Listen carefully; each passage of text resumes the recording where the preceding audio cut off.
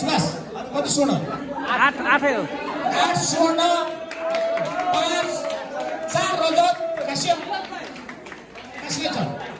3 okay total पदक रहेको छ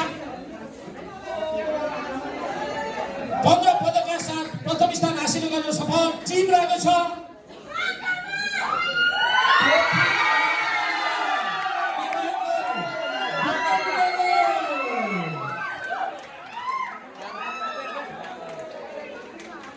जसले यो प्रतियोगिता आयोजना गर्न सक्नु भएको थियो उहाँको टिम च्याम्पियन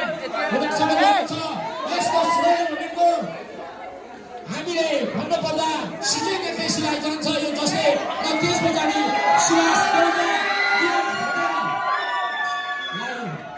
यो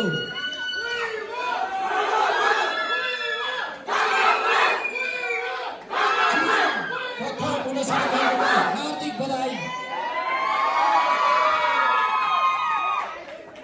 सम्पूर्ण यस प्रतियोगिताको हामी